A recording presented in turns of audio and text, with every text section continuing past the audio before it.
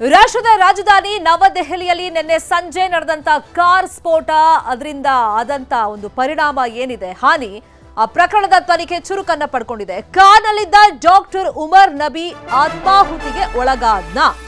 Doctor Umar Nabi suicide bomber ಅಂತ ಹೇಳಿ ಒಂದು ಸಂಶಯ ವ್ಯಕ್ತವಾಗಿದೆ. ಆ ಆಧಾರದಲ್ಲೂ ಕೂಡ ತನಿಖೆಯನ್ನ ನಡೆಸಲಾಗ್ತಾ ಇದೆ. ಸದ್ಯಕ್ಕೆ ಕಾರ್ ಆತನ ಹೆಸರಲ್ಲೇ ಇತ್ತು ಅನ್ನೋ ಮಾಹಿತಿನೂ ಇದೆ. ಡಾಕ್ಟರ್ ಉಮರ್ ಹಿಂದೆ ಉಗ್ರ ಸಂಘಟನೆಗಳ ಕೈವಾಡ ಇತ್ತ? ಉಗ್ರ ಸಂಘಟನೆ ಹೇಳದಂತೆ ಈತ ಏನಾದ್ರೂ ಬ್ಲಾಸ್ಟ್ ಮಾಡಿದ್ನ? ನಿನ್ನೆ ಅರೆಸ್ಟ್ ಆದ ಕೆಲ ಉಗ್ರರ ನಂಟಿನ ಶಂಕೆ ವ್ಯಕ್ತವಾಗ್ತಾ ಇದೆ. ಆ ಡಾಟ್ಗಳು ಈಗ ಕನೆಕ್ಟ್ ಆಗ್ತಾ ಇದೆ. ಒಂದೊಂದೇ ಶಸ್ತ್ರಾಸ್ತ್ರಗಳನ್ನ ಅಪಾರ ಪ್ರಮಾಣದಲ್ಲಿ ಒಂದಿಷ್ಟು ಸ್ಫೋಟಕಗಳನ್ನ ವಶಪಡಿಸಿಕೊಂಡ ಬೆನ್ನಲ್ಲೇ ದೆಹಲಿಯಲ್ಲಿ ಬ್ಲಾಸ್ಟ್ ಆಗ್ತಾ ಇದ್ದಂಗೆ ಅಲ್ಲಿಗೂ ಇಲ್ಲಿಗೂ ಲಿಂಕ್ ಇದೆಯಾ ಅಂತ ಹೇಳಿ ಈಗ ಸಂಶಯ ವ್ಯಕ್ತವಾಗಿದೆ. ಫರೀದ್ ಸೂಚನೆ ಮೇರೆಗೆ ಉಮರ್ ಆತ್ಮಾಹುತಿಯನ್ನ ಮಾಡ್ಕೊಂಡ. ಈ ಬ್ಲಾಸ್ಟ್ ಅನ್ನ ಮಾಡಿದ್ದ. ಉಮರ್ ಹೆಸರಲ್ಲೇ ಇತ್ತು ಬ್ಲಾಸ್ಟ್ ಆದಂತ I-20 ಕಾರ್ನಲ್ಲಿ ಛಿದ್ರವಾಗಿದೆ ಶವ. DNA ಸ್ಯಾಂಪಲ್ ಕಲೆಕ್ಟ್ ಮಾಡಲಾಗಿದೆ. ಡಾಕ್ಟರ್ ಉಮರ್ ಪೋಷಕರ DNA ಜೊತೆಯಲ್ಲಿ ಅದನ್ನ ಮ್ಯಾಚ್ ಮಾಡಲಾಗುತ್ತೆ, ಟೆಸ್ಟ್ಗೆ ಒಳಪಡಿಸಲಾಗುತ್ತೆ. ಈಗ ಎಲ್ಲಿಂದ ಈ ಡಾಟ್ ಕನೆಕ್ಟ್ ಆಗ್ತಾ ಇದೆ ಅಂತ ಸದ್ಯಕ್ಕೆ ಗೊತ್ತಾಗ್ತಿರುವಂತ ಮಾಹಿತಿ ಅಂತಂದ್ರೆ, ಈ ಬ್ಲಾಸ್ಟ್ ಆದ್ಮೇಲೆ ಫರೀದಾಬಾದ್ನಲ್ಲಿ ಸಿಕ್ಕಂತ ಅಪಾರ ಪ್ರಮಾಣದ ಒಂದಿಷ್ಟು ಶಸ್ತ್ರಾಸ್ತ್ರಗಳ ಜೊತೆಗೆ ಸ್ಫೋಟಕಗಳು, ಅದು ಹೆಚ್ಚು ಕಮ್ಮಿ 3000 kg ಸ್ಫೋಟಕಗಳು ಸಿಕ್ಕಂತ ಬೆನ್ನಲ್ಲೇ, ಅದನ್ನ ಸೀಸ್ ಮಾಡಿದಂತ ಬೆನ್ನಲ್ಲೇ ನವದೆಹಲಿಯಲ್ಲಿ ಸ್ಫೋಟವಾಗಿದೆ. ಹಾಗಾಗಿ ಲಿಂಕ್ ಅಫ್ಕೋರ್ಸ್ ಇಲ್ಲಿ ಕನೆಕ್ಟ್ ಆಗ್ತಾ ಇದೆ. ನಿನ್ನೆ ಫರೀದಾಬಾದ್ ರೇಡ್ ವೇಳೆ ಡಾಕ್ಟರ್ ಉಮರ್ ಅಲ್ಲಿಂದ ಎಸ್ಕೇಪ್ ಆಗಿ ಬಂದಿದ್ದ, ಪರಾರಿಯಾಗಿ ಬಂದಿದ್ದ ಅಂತಾನೂ ಕೂಡ ಮಾಹಿತಿ ಇದೆ. I-20 ಕಾರ್ನಲ್ಲೇ ಡಾಕ್ಟರ್ ಉಮರ್ ನಬಿ ಪ್ರಯಾಣವನ್ನ ಮಾಡ್ತಾ ಇದ್ದಂತೆ ಇದೇ ಕಾರ್ ನಿನ್ನೆ ದೆಹಲಿಯ ಕೆಂಪುಕೋಟೆ ಬಳಿಯಲ್ಲಿ ಬ್ಲಾಸ್ಟ್ ಆಗಿದ್ದು. ಸೊ ನಿನ್ನೆ ಪರ್ಟಿಕ್ಯುಲರ್ ಆಗಿ ಈ I-20 ಕಾರ್ ದೆಹಲಿಯಲ್ಲಿ ಎಲ್ಲೆಲ್ಲ ಸಂಚಾರ ಮಾಡಿದೆ, CCTV ಫುಟೇಜ್ ಅಂಡರ್ ಎಲ್ಲೆಲ್ಲ ಸಂಚಾರ ಮಾಡಿದೆ, ಆ CCTV ಫುಟೇಜ್ ಅನ್ನ ಆಲ್ರೆಡಿ ಪೊಲೀಸರು ಈಗ ಕಲೆಕ್ಟ್ ಮಾಡ್ಕೊಂಡಿದ್ದಾರೆ. ಮತ್ತೆ ಬ್ಲಾಸ್ಟ್ ಆಗೋದಕ್ಕೂ ಮುಂಚಿತವಾಗಿ 3 ಗಂಟೆ ಅದನ್ನ ಪಾರ್ಕ್ ಮಾಡಲಾಗಿತ್ತು. ಆಗ ಏನಾಗಿದೆ ಅನ್ನೋದು ಈಗಿರುವಂತ ಕುತೂಹಲ.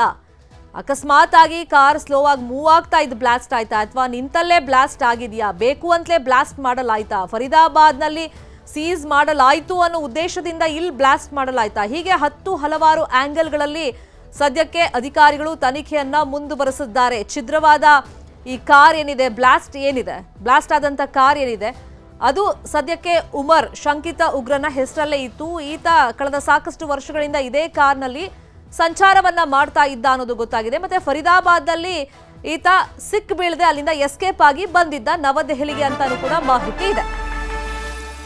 ಇನ್ನು ಪುಲ್ವಾಮಾದ ಡಾಕ್ಟರ್ ಉಮರ್ ಮನೆಗೆ NIA ಭೇಟಿಯನ್ನ ಕೊಟ್ಟಿದೆ. ಪೊಲೀಸರೊಂದಿಗೆ NIA ತಂಡ ತನಿಖೆಯನ್ನ ಮಾಡ್ತಾ ಇದೆ.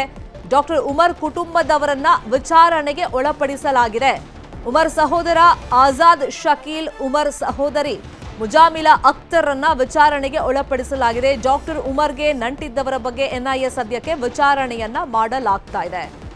ಈಗ ಫರೀದಾಬಾದ್ ಮತ್ತೆ ನವದೆಹಲಿಯಲ್ಲಿ ಆದಂತ ಸ್ಫೋಟದ ಹಿಂದೆ ವೈಟ್ ಕಾಲರ್ ಉಗ್ರರು ಇದ್ದಾರೆ. ಇವರೆಲ್ಲ ವೆಲ್ ಎಜುಕೇಟೆಡ್ ಡಾಕ್ಟರ್ಗಳೇ ಈಗ ಇದ್ದಾರೆ ಅಂತಾನೂ ಕೂಡ ಅಧಿಕಾರಿಗಳಿಗೆ ಮಾಹಿತಿ ಇರೋದ್ರಿಂದ ಅದನ್ನ ಟ್ರೇಸ್ ಔಟ್ ಮಾಡುವಂತ ನಿಟ್ಟಿನಲ್ಲಿ ಆ ಲಿಂಕ್ಗಳು ಕೂಡ ಸಿಕ್ಕಿರೋದ್ರಿಂದ ಸದ್ಯಕ್ಕೆ ಉಮರ್ ಬಗ್ಗೆ ಒಂದಿಷ್ಟು ಪ್ರಾಥಮಿಕವಾಗಿ ಮಾಹಿತಿ ಅಧಿಕಾರಿಗಳಿಗೆ ಸಿಕ್ಕಿರೋದ್ರಿಂದ ಅವ್ರ ಮನೆಯವರನ್ನ ವಿಚಾರಣೆಗೆ ಒಳಪಡಿಸಲಾಗಿದೆ. ಮೋದಿ ಮಾತಾಡ್ತಾ ಇದ್ದಾರೆ, ಈ ಬಗ್ಗೆ ನೋಡೋಣ. षड्यंत्रकारियों को बख्शा नहीं जाएगा. All those responsible will be brought to justice.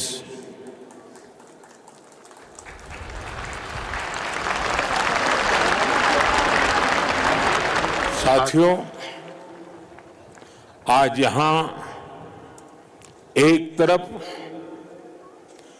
गुरु पद्म संभव के आशीर्वाद के साथ ग्लोबल पीस प्रेयर फेस्टिवल का आयोजन हो रहा है. दूसरी ओर भगवान बुद्ध के पिपरहवा अवशेषों के दर्शन हो रहे हैं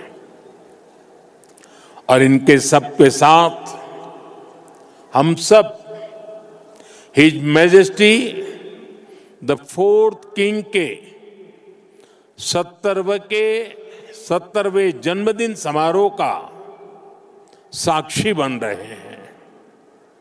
ये आयोजन इतने सारे लोगों की गरिमामय उपस्थिति, इसमें भारत और भूटान के रिश्तों की मजबूती नजर आती है।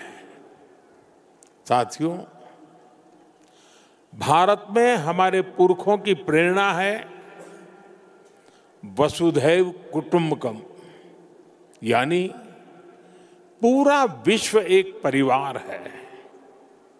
हम कहते हैं सर्वे भवन्तु सुखिनः, यानी इस धरती पर सभी सुखी रहें।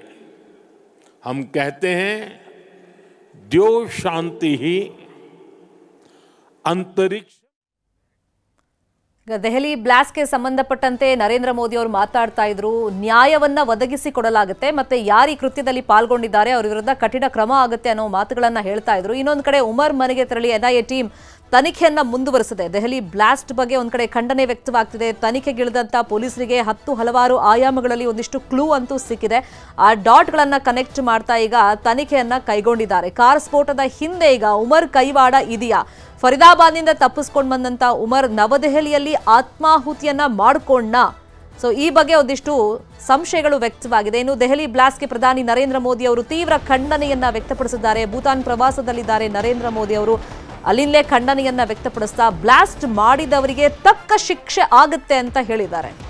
ಮೃತರ ಕುಟುಂಬಗಳಿಗೆ ನ್ಯಾಯ ಸಿಗುತ್ತೆ ಅನ್ನೋ ವಿಶ್ವಾಸವನ್ನು ಕೂಡ ಮೂಡಿಸಿದ್ದಾರೆ. ನಿನ್ನೆ ದುರಂತ ಆದ ತಕ್ಷಣ, ಅಂದ್ರೆ ಆ ಬ್ಲಾಸ್ಟ್ ಆದ ತಕ್ಷಣ ಅಮಿತ್ ಶಾ ಅವರಿಂದ ಮತ್ತೆ ಹಿರಿಯ ಅಧಿಕಾರಿಗಳಿಂದ ನರೇಂದ್ರ ಮೋದಿ ಅವರು ಕಾಂಟ್ಯಾಕ್ಟ್ ಅಲ್ಲಿ ಇದ್ಕೊಂಡು ಪ್ರತಿ ಕ್ಷಣದ ಮಾಹಿತಿಯನ್ನ ಪಡ್ಕೊಳ್ತಾ ಇದ್ರು. ದೆಹಲಿ ಬ್ಲಾಸ್ಟ್ಗೆ ಮತ್ತೆ ಈಗ ಖಂಡನೆಯನ್ನ ವ್ಯಕ್ತಪಡಿಸ್ತಾ ಈ ಬ್ಲಾಸ್ಟ್ ನಲ್ಲಿ ಮಡಿದವರ ಕುಟುಂಬಗಳಿಗೆ ಸಾಂತ್ವನದ ಮಾತುಗಳನ್ನು ಹೇಳಿದ್ದಾರೆ. ಇನ್ನು ಬ್ಲಾಸ್ಟ್ ಮಾಡಿದವರಿಗೆ, ಈ ಕೃತ್ಯದಲ್ಲಿ ಯಾರು ಪಾಲ್ಗೊಂಡಿದ್ದಾರೆ ಅಂತವರಿಗೆ ತಕ್ಕ ಶಿಕ್ಷೆ ಆಗೇ ಆಗುತ್ತೆ ಅಂತ ಹೇಳಿದ್ದಾರೆ. ಈ ಹಿಂದಿನಿಂದಲೂ ಕೂಡ ಉಗ್ರ ಚಟುವಟಿಕೆಗಳಿಗೆ ಕಡಿವಾಣವನ್ನು ಹಾಕುವಂತ ನಿಟ್ಟಿನಲ್ಲಿ ಸರ್ಕಾರ ದಿಟ್ಟ ಕ್ರಮಗಳನ್ನ ಕೈಗೊಂಡಿದೆ. ಅದರಲ್ಲೂ ನರೇಂದ್ರ ಮೋದಿ ಅವರು ಪ್ರಧಾನಿ ಆದ ಮೇಲೆ ಸಾಕಷ್ಟು ಆಪರೇಷನ್ಗಳನ್ನ ನಡೆಸೋ ಮುಖಾಂತರ ಉಗ್ರರಿಗೆ ತಕ್ಕ ಪಾಠವನ್ನ ಕಲಿಸುವಂತ ಕೆಲಸ ಮಾಡಿದ್ದಾರೆ. ಅಂದ್ರೆ ನಮ್ಮ ತಂಟೆಗೆ ಬಂದಾಗ ಬಡ್ಡಿ ಸಮೇತ ಅದನ್ನ ತೀರಿಸ್ತೀವಿ ಅಂತ ಪದೇ ಪದೇ ಎಚ್ಚರಿಕೆಯನ್ನ ಕೊಡ್ತಾ ಬಂದಿದ್ದಾರೆ.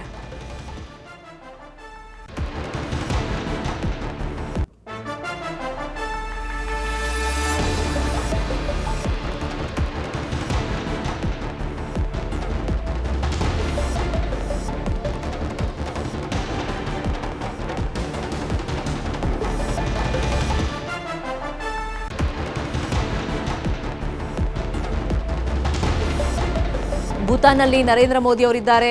ದೆಹಲಿಯಲ್ಲಿ ನಿನ್ನೆ ಆದಂತ ಬ್ಲಾಸ್ಟ್ಗೆ ಸಂಬಂಧಪಟ್ಟಂತೆ ಒಂದು ಕಠಿಣ ಸಂದೇಶವನ್ನ ಭೂತಾನಿಂದನೇ ರವಾನೆ ಮಾಡಿದ್ದಾರೆ. ಮೃತರ ಕುಟುಂಬಗಳಿಗೆ ನ್ಯಾಯ ಸಿಗುತ್ತೆ ಅನ್ನೋ ವಿಶ್ವಾಸವನ್ನ ಮೂಡಿಸ್ತಾ ಈ ಬ್ಲಾಸ್ಟ್ ಅನ್ನ ತೀವ್ರವಾಗಿ ಖಂಡಿಸ್ತಾ ಈ ಕೃತ್ಯದಲ್ಲಿ ಯಾರು ಪಾಲ್ಗೊಂಡಿದ್ದಾರೆ ಅವರಿಗೆ ತಕ್ಕ ಶಿಕ್ಷೆ ಆಗುತ್ತೆ ಅಂತ ಹೇಳಿ ಎಚ್ಚರಿಕೆಯನ್ನ ಕೊಟ್ಟಿದ್ದಾರೆ.